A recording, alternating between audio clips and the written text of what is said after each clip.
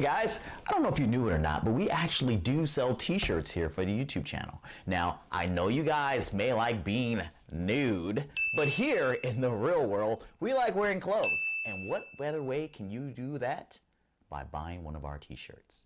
So go to teespring.com and pick any of the shirts that you see us wear on the show, and you can be like us, not nude.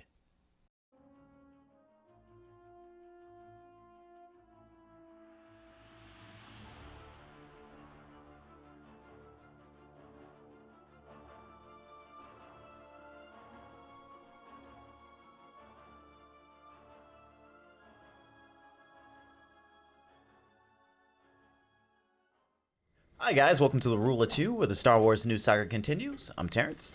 I'm Manny. And hey, we're back again to do another Rule of Two. Back at it. Back at it. So we're going to kind of do a mid-season review, because we don't do enough shows to be able to keep up with the weekly stuff that happens on Boba Fett. And people that do this show don't always watch it when I need them to watch it. Right, Art. Where are you, Art? So it's kind of hard sometimes to kind of do like, hey, let's talk about this episode that went by. So now we're going to talk about like, hey, we're at the mid-season. How do we feel? And Manny has some notes. He's been writing a lot of notes. There's not a lot of bad things to say about Boba Fett. Somehow he figured out a bunch of notes to write about how much he hates Boba Fett. And I know we talked about that last episode, but we're going to continue to talk about how much he hates Boba Fett. Let's go on, Manny. Go okay, well, you know what? Let's talk about the character itself, the progression of the character. How? Exactly. There is no progression. All right, so here we go. Episode 3. Let's talk about episode 3. Okay. All right, it's called "Put the Damn Mask On." I think that's what it's called. That was funny. It adds. This time we're gonna see Boba add some youth. You know, he gets called to pretty much see what's going on with this with these thieves that are stealing water and so forth. And you know, he, instead of punishing them or being ruthless and all that good stuff, he hires them. Yeah. To help with his little thing against the Pike Syndicate. I mean, if he's gonna have a criminal organization, he needs. That's right. He needs foot soldiers. The kids look like Cenobites and Borgs. They are kind of eclectic, but you know, hey, he needs people to fight for him. Yeah, he can't do it all himself. So these characters, like I said, you know, they have these droid upgrades to. Are we gonna talk episode by episode, by the way?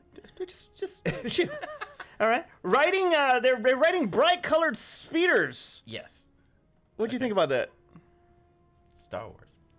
Bright-colored. They're young.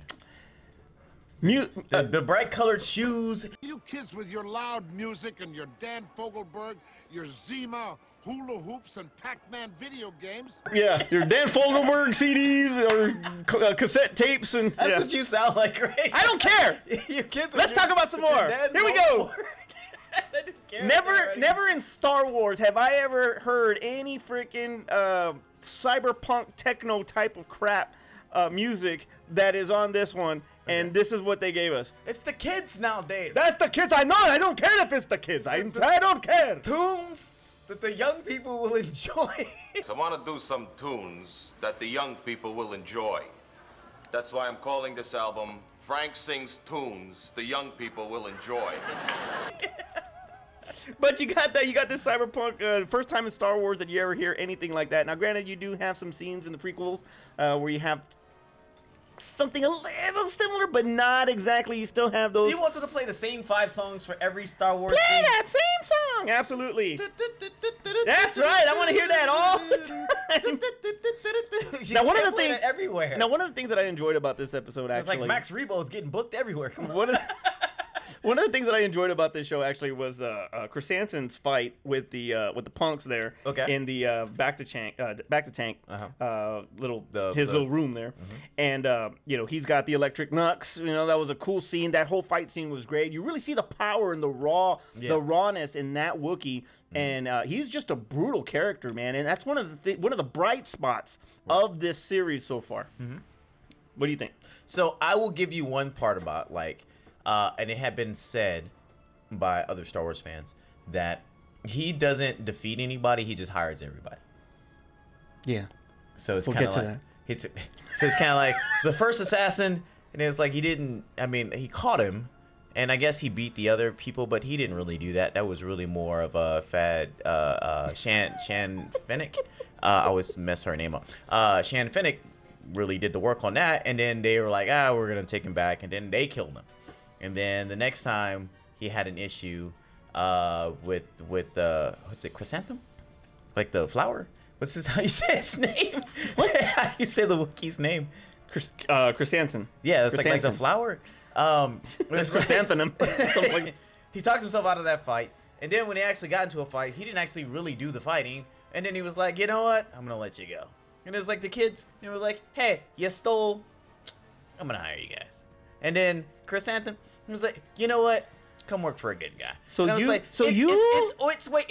It's boss type leadership. He's a boss. It's punk leadership, man. He's a boss, and he's trying to build up his organization. So I get it. I give it a pass. It's not really my fault. It's not really my fault with this show. I do have fault with this show. It's not really my fault with this show. But I will agree that he doesn't do a lot of defeating people. He doesn't do a lot of fat shit is what doesn't happen in this. It's kind of a lot of like, hey, you know what? You should work for me. You should work for me. Hey, you know what? You know, like, I'm thinking like a mafia guy. I'm thinking like a mafia guy. You know what? I like the balls on you. I like you, kid. You need to come over here. Come over here, you fucking kid. Yeah, get over here. All right. One of the things about what I did understand with that fight is how did Chrysanthemum get into that freaking room in the first place? Somebody let him in. Fennec's betraying him. That's all I gotta see. All I gotta say. Something he cannot get in that easily. As big as he is, and as loud as he is, and as primal as he is. He's got dark fur. No way in hell. Stealth mode. It was like maybe so that one I didn't lifted get. The door. Mm-hmm. Maybe got a backdoor code. He does look like Michael when he turned wolf in Thriller. The Jabba's the Hutts probably gave him the code to get in the door. He didn't change it. He didn't call for it. Does Boba look like a person who changes the code? Yeah, dude. He calls ring, dude. He puts ring, gets the code, and he freaking. All right, here we go.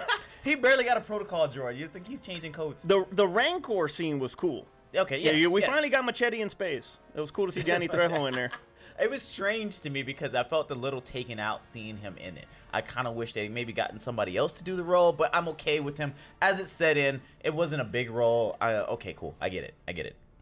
Now, it was Robert Rodriguez that was directing that episode, so yes. I see why he would have cast him anyway. So. Yeah, and that's fine. I have no problem with it. I think that Trejo needed to be in Star Wars, actually. And really? The fact that he Machete in space. Machete in space, baby. That's right. And the fact that he was a Rancor keeper, that was cool. Mm-hmm. That was actually cool. I like that. Right. All right, now gave you a little bit more lore on the Rancor. Exactly. And going by what you were talking about right now. Come here, you. You get over there, yeah. That's how I feel sometimes. When you're watching this and freaking and you got still in my water. Yeah, you got the guy you got the guy freaking from Office Space, with the red stapler, and he's telling him nobody respects you. And he lives and come here! No, bro, that's trying to kill me. No. I'm gonna tell your mom. So now we get to the to the mayor scene. He's gonna go see the mayor because he puts the guys in there, sells them out, says the mayor, right?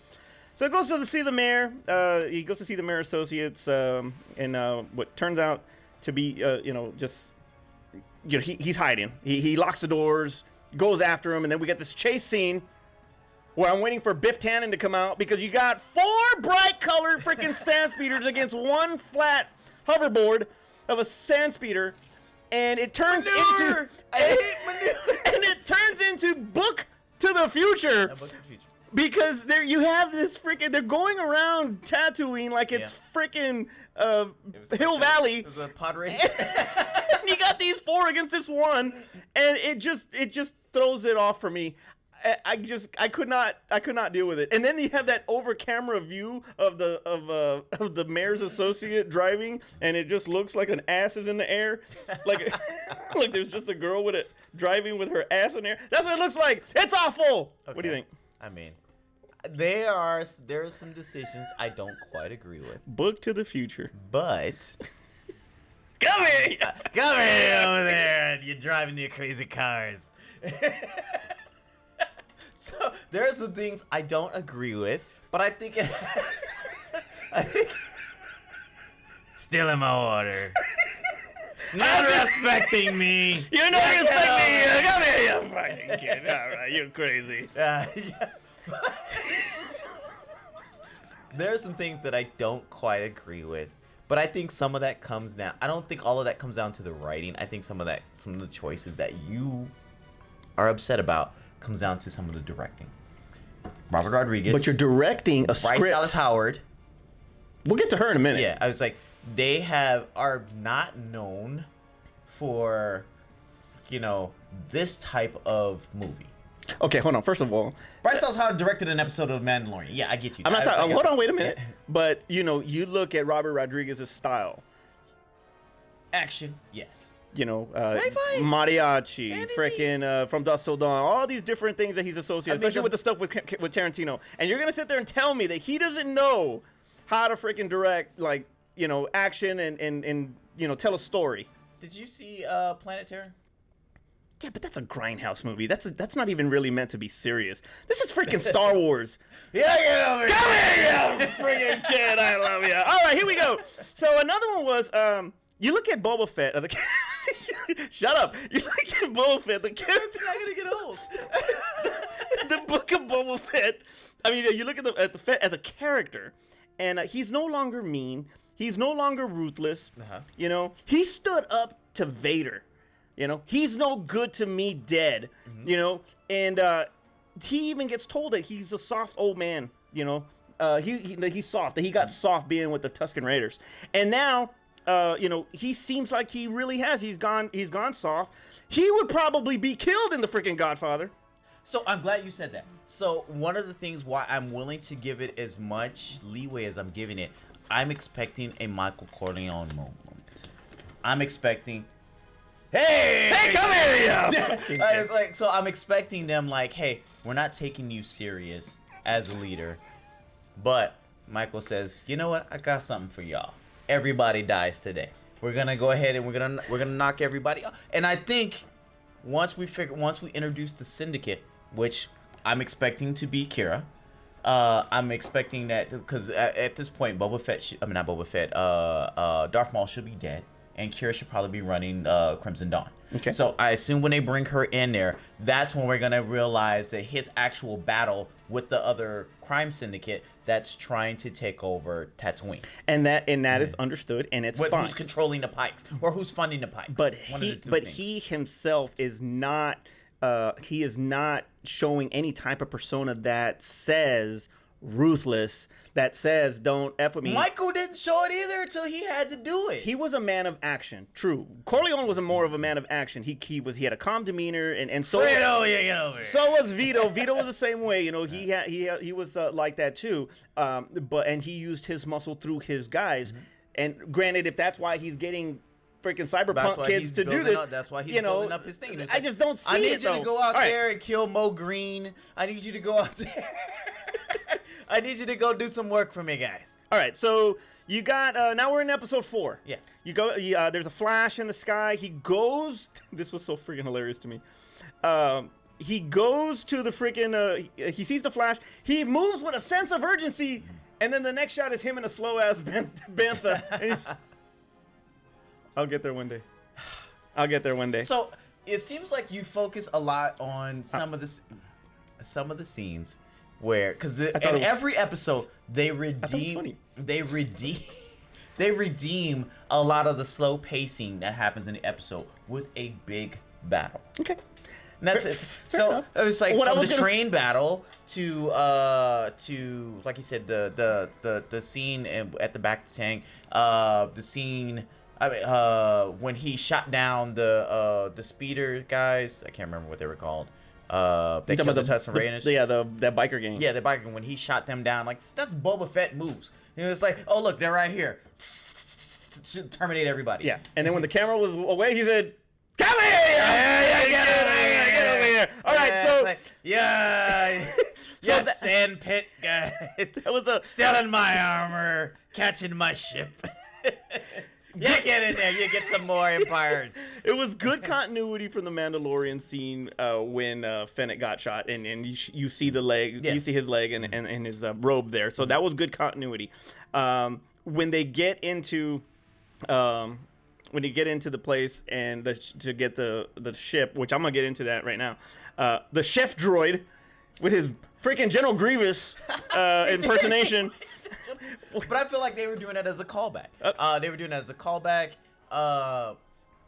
because you kind of feel like, oh, okay, General Grievous had 6 arms just because he went to hold 6 lightsabers? It was like, what was that about? Yeah, well, they were Ginsu knives over here. Freaking, like, there you go. Hey! I got taught from General Grievous. How about the cringeworthy scene of him choking the droid and saying, "I am Boba Fett"? That was really cringeworthy seeing that. I mean, and Fennec's looking at him like, or that he choked the droid. Yeah, The droid that has no like. Exactly. I would have rather that. There are issues. I would have rather he said, Hey, friggin' kid. All right, here we go. Droid, running from here around the kitchen. Yeah, get over here. I'm gonna go and deactivate you. Okay, the fire spray. It's the freaking Slave One. It is not the fire spray. Well, it is the slave. Nope, I don't want to hear it. I don't want to hear about it's offensive and it's this. I don't want to freaking hear it.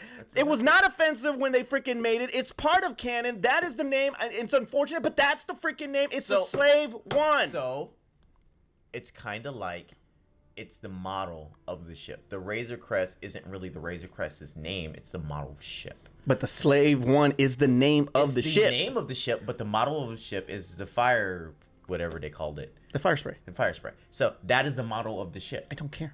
He just called it the model of the ship. But that's not what it is. But then he just called it the model of the ship. He would call it Slave One. I mean, he probably would. Get over here, you Just crazy, and racist names, insensitive to all slaving people. But go on.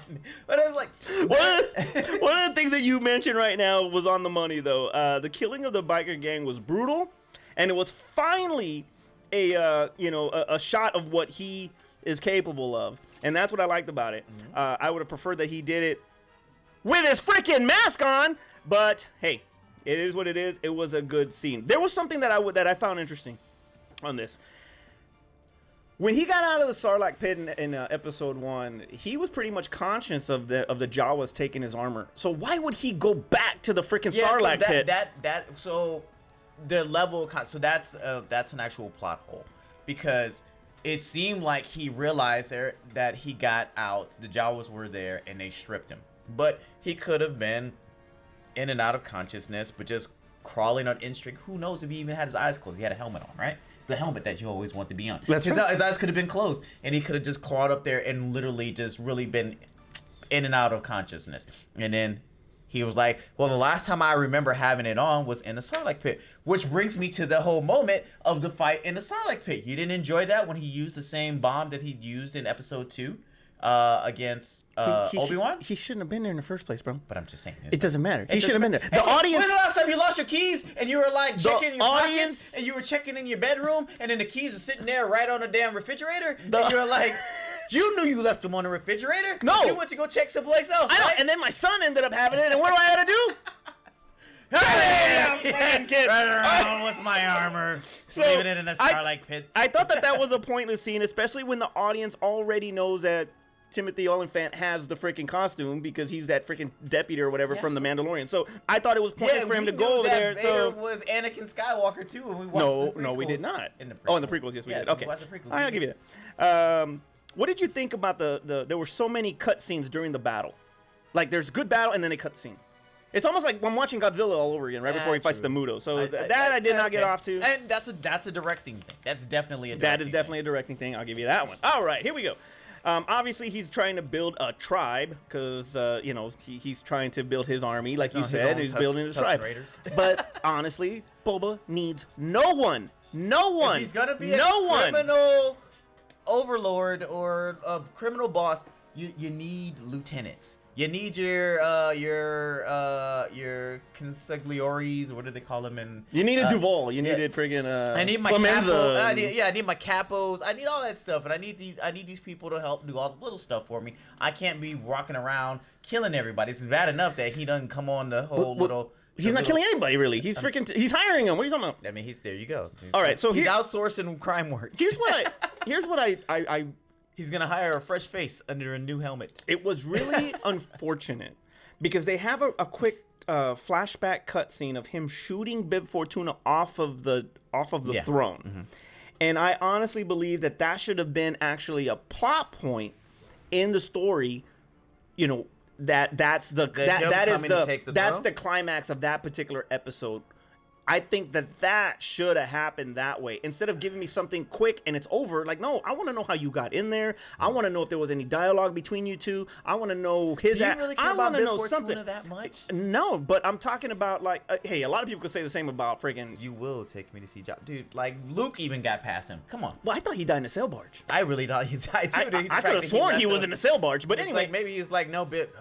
But I'm talking about giving the opportunity, giving Boba the opportunity to really show what he can do with the mask on, and get in there to the final destination, and that is to killing him so he can freaking take the throne. I thought that would have been a great episode, not a quick flashback. 5 more episodes, though. Okay, how about this one? Chrysanthemum's rage in the bar, I guess, whatever it is, the club. That rage of envy, I thought, killed his character a little bit. Why? I don't know. There's just something about the jealousy aspect of him that kind of threw me off a little bit. There was some behind the scenes lore with that that the Pikes, right? They had killed a bunch of Wookiees, and that they were also responsible for a lot of the fight pits and stuff like that. Okay, that makes sense. So that's where where he was looking at them and kind of celebrating their wealth and stuff like that. He was really upset. That makes sense. They were responsible for a lot of Wookiee deaths. Okay. So that they didn't give you that backstory in the show, which that's their fault, and I kind of say it's a directing fault. And it's like by not setting that up to understand, because it just looked like he was just jealous of them for having money. Right, and that made him... That's a directing thing. That made him look... Yeah, and see, there's a lot of people out there that don't know that backstory. Yeah. And to everybody, to just a casual viewer, he's a freaking... He's just like, oh, they petty. got money, and I'm just going to kill them because they got money. Exactly. He's petty. He's a bully, and nobody's going to sympathize with that character at all. So that's one of the things I think this was took a Josh away... Whedon moment that didn't give me the Snyder Cut version where like they explain that backstory. So I get it. Like I feel like some of their faults are kind of directing issues. I think it's writing, honestly. Yeah, well, I mean... And I love Favreau, who knows but I think some of the writing, I don't even know if we've gotten to the episodes that Favreau has actually directed. I don't think he's directed anything. He's just written them. So I think that maybe there was more, and they were like maybe cut for time, or maybe were cut for... they felt like it slowed the pacing down because they've already got issues with pacing and going through it like, let's walk over here, let's talk about this, let's walk over here, and let's talk about that. And it was like... kind of just jump me there, man. I don't really need to see the trip to get there, and it's just kind of tell me what's unfolding. I think they got pacing issues as it is, and they may have cut some things that they may have thought would have slowed the episode down. Now, once again, Robert Rodriguez and Bryce Dallas Howard have basically directed the beginning of this series. If Favreau takes over, I expect a big jump. I'm going to put an asterisk on what you just said, but I'll tell you in a minute. All right, the round table scene was probably, I felt, the worst for Boba Fett. In a sense that I really wish that I kind of wish he had put more authority in himself as as I am now the crime boss. But no. He kind of is like, hey, just kind of stay out of the way and just don't betray me. It's like, no, kind of force them to stay out of the way. I would have liked that. How about this one? I will have my Rancor eat you guys if you do not commit to me right now. Yeah, and he got no respect. Mm-hmm. I don't think he got any respect. Why should we risk... They got a problem with you. Yeah. They got a problem with us. Yeah. You know? And... But so, if you decide, so then what does he say? He's like, okay, I will fight them alone then. I sit down with the 5 boroughs and Godfather, and hey, we're gonna work things out. And it's like he never really like, hey, you guys are gonna do what I'm saying. He was like, hey, I want to rule with respect, and I get that. But I keep seeing, or what I'm waiting for, and I'm hoping I'm not disappointed. I'm expecting them to do a big flip on him to where like I tried to do it this way. and they only respect this. Give me that. If that's the freaking end game, then I am all for it. They only respect this, and this is how you're gonna get. You want worse than Jabba? I'm gonna give you worse than Jabba. Yeah, and that's what I want. That's exactly what I want. Because I'm over here looking at this round table expecting freaking Pacino and as Big Boy Caprice and freaking Dick Tracy. I want that, you know. Oh, it don't work. You know, it kills up freaking James Caan right then and there. But then you risk the fact of making Boba a straight villain, and they don't want to do that. Okay. They want to make him somewhat of an anti-hero. Okay, fine. Keep the mask on. But I like that. I like your turn there. I like what you were talking about right there. If they go that route, then I'm in. I'm in. This is Anakin light side, dark side. We're gonna build him up as a hero, then we're gonna flip the switch with the sand, and then say, and then make him evil. And it's like he's gonna get to a point where like, hey, I've done everything I possibly could to rule over these people with respect and kindness in a sense, and that they're just not getting it. I am going to go and waste them all. We keep seeing flashes of it when he just murders a biker gang, when he goes out and kills this he was kind of defending himself. But it's like when he's killing like the assassins. It's like we've seen flashes. He can be ruthless, but I think that he's trying to walk this path of like, this is how I want to do it, and they're gonna force him. Every time I try to get out, they pull me back in. As he's gonna have that moment to where like, hey, this is just what it is. So when you get you go through all of this inconsistencies and things that you kind of just get turned off by the character of Boba Fett, unfortunately, I don't think I would take it as hard if he was kept the mask on the whole time.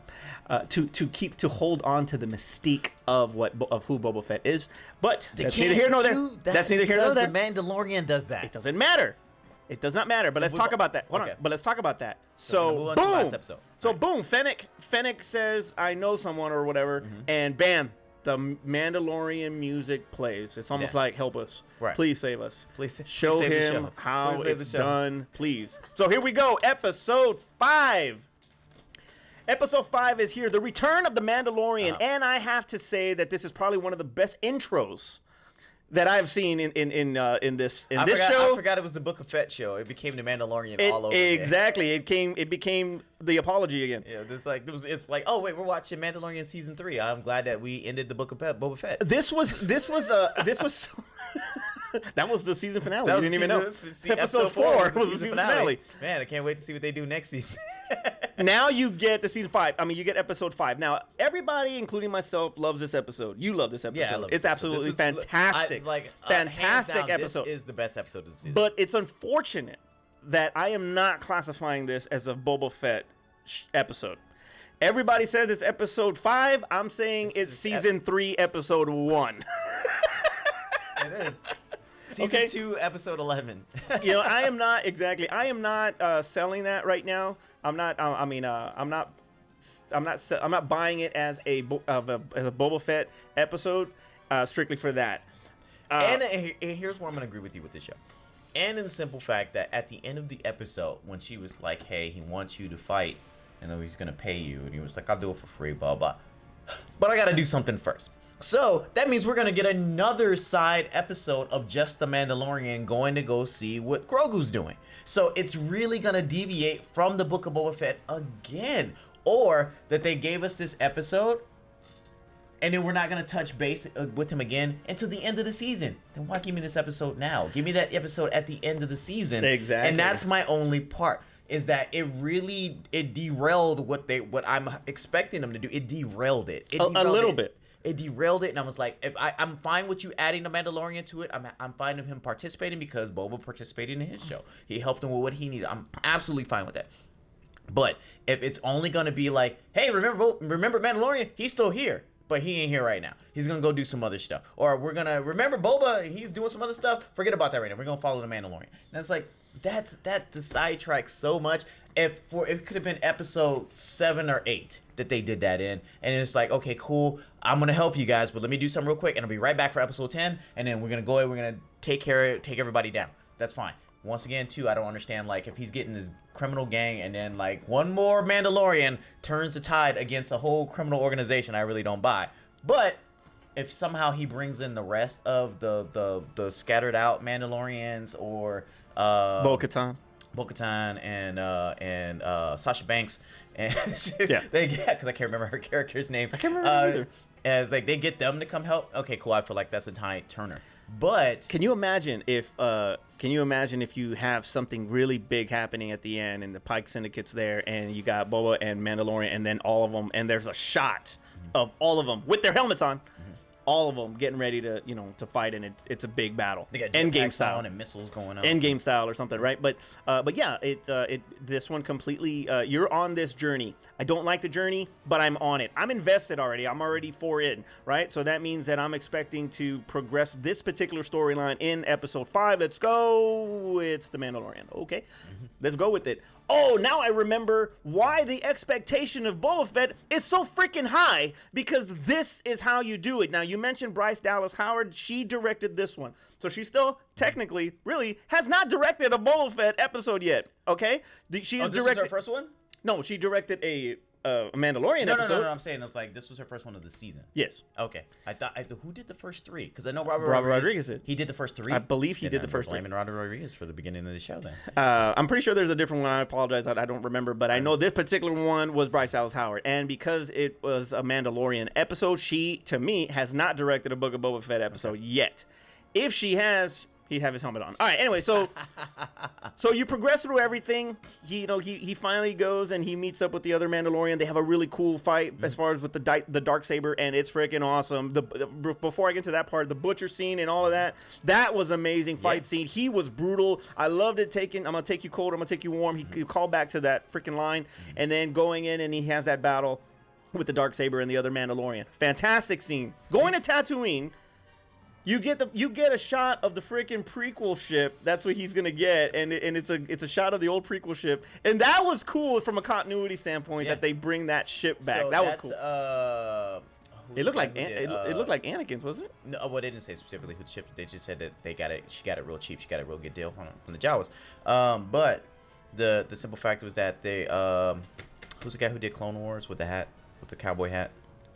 Filoni. Filoni. So Filoni is trying to, with the writing and storyline of it, because Favreau's the executive producer, but a lot of the He's a writer too. yeah. So, but a lot of that what's coming from Filoni trying to tie everything together from all the series and all the lore that's out there, kind of make everything canon now. So I appreciate that he does stuff like this. Some fans who actually bought like the Razor Crest are really upset because they bought it. They had it on this. Everybody had to pre-order it. It's a throwback though, at least. And it was like almost $500.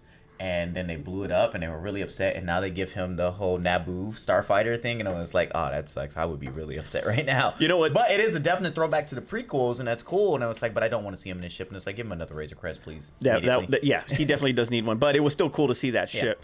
And you talk about a pod racer. That'd been fun too.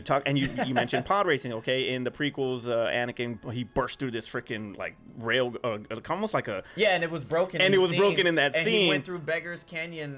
Fantastic freaking continuity. I really loved it. And once again, Dave Filoni's bringing all this stuff together. To see BD-1 from the Jedi Fallen Order game, that was also cool. I think they said it's not the same robot, but it's the same model. Yeah. But it was still cool to see it. So that was. Or awesome. even when you talk about when she talks about the destruction of Mandalore, when we got the K2SO droids doing their Terminator walk throughout the planet of Mandalore. And that was a great scene. That was a great scene. I mean, you stole it from Cameron, but it's all right. Yeah, it was like, I'll take it. It was a great scene. But yeah, it's like it gave you more backstory as far as what happened to the Mandalorians, and okay, cool. This is now what's officially happened. We understand why Bo-Katan can't rule, why she had to get the saber back, and not just like some throwaway lines. We definitely get it. This was the best episode, unfortunately, of what we call the Book of Boba Fett, which was technically episode 1 of The Mandalorian. Season 3. But it is the best episode. So I hope in some form of fashion that what they showed us in this is somehow going to involve, the continuation of it is going to involve Boba as well. It's like, is he going to make it to the planet of Mandalore? Is he going to somehow go on whatever this quest is with him? I mean, it kind of seems to leave in a time where like they're threatening your throne, but I want to see how it somehow, because if not, then it is really you guys not understanding what you want to do with this show. Right. And it's like y'all threw an episode in here that derails what we're trying to set up in this series that had nothing to do with Boba Fett. Exactly. And I couldn't say it better myself. Yeah. So that's where I take it, like, exactly. the best episode of the show Has nothing to do with Boba the show. Fett. And it's like, oh, God bless. And it's like, I want to support you guys so bad, but don't do stuff like this. And it's like, and if you are, then you should have said episode 4. It was a 4-part miniseries, and that's it. And now we're going to continue on with The Mandalorian. I would have been more happier with that. You probably would have paced this thing a lot faster, and we probably would have been more happy because whatever arc we're trying to give for Boba Fett, we would have got it within those 4 episodes, as opposed to taking 10 episodes, technically 9 episodes now, because this was a Mandalorian episode. And I felt like the Fennec Shan thing they kind of forced in at the end. By the way, it was kind of a weird.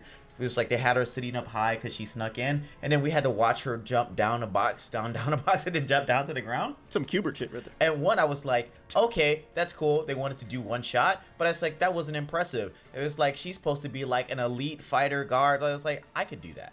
Like, why did I have to watch her do that? It's like, impress me. Jump off of all of them and land in super.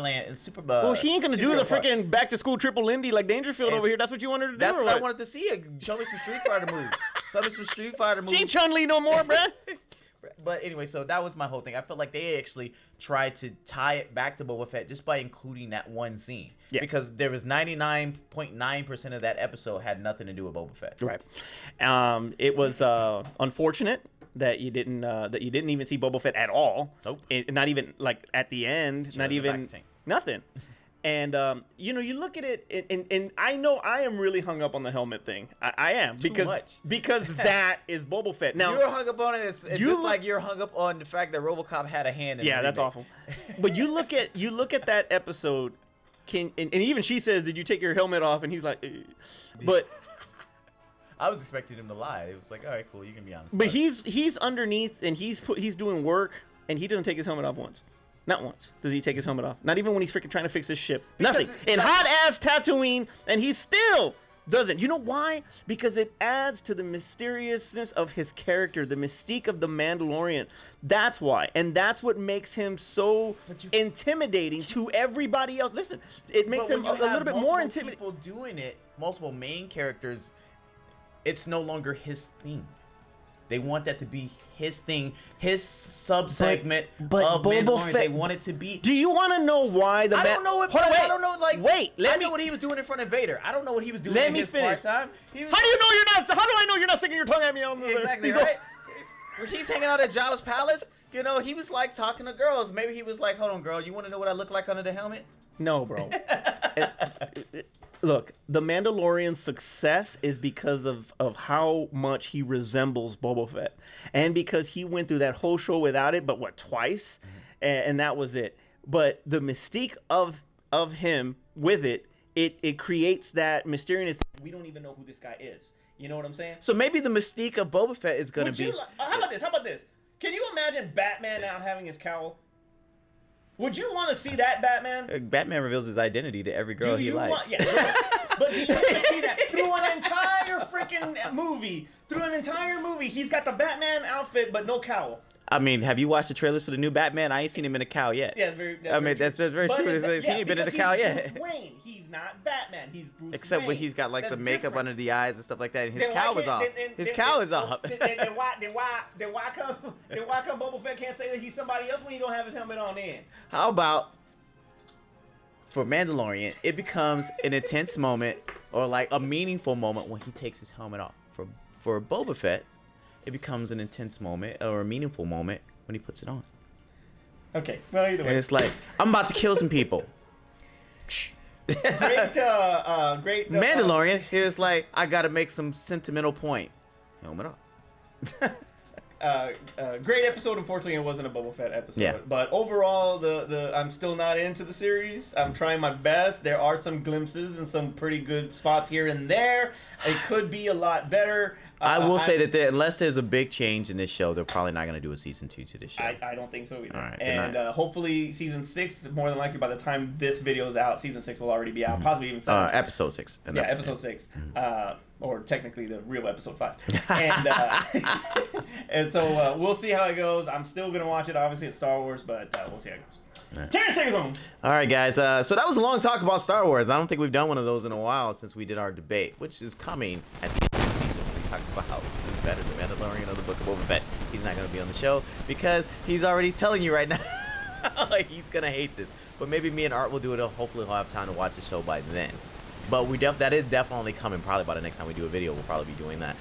With that being said, make sure you subscribe as well as click the notification button so that way you're aware of all the other videos that we do on it. We've been keeping our word. We've been doing a bunch of Rule of 2 episodes. So please stick with us. Make sure you watch it when they get notified about it. Make sure, because we want to see those views pop up and those likes. Also go to our Teespring, which we are not wearing actual merch today, but we do have merch, Rule of 2 merch that is available on the website. And you can also go to our Patreon where you can actually donate to us and help us get better. Yeah. Hey, who's this guy? That's what I don't know who that is. I don't know. It's like, I mean, it resembles a guy, but, I can normally see his face. For Aspen, Art, and Carla, wherever they're at, I'm Manny. Terrence. And may the force be with you. Always. Come here, you fucking... Yeah, get over here. You're gonna like Book of Boba Fett. Wait, guys, are you still here? I'm glad you're still here. All right, so if you look down, it's somewhere over here. Look down. We actually have a Patreon. So if you guys watch the show and you really like what we want to do and you want to help support the show and you want to help me get an editor so I can get to sleep at night because I'm really tired and you guys see all my mistakes in the episodes. So please go to patreon.com/thegoods. Give us a penny, give us a nickel, give us $1. Just don't give us the finger. Don't do that. But make sure you do donate something because we do have some giveaways. There's posters, there's t-shirts. I'll sign something for you. Exactly. So take a look, guys, and help us out. We appreciate it.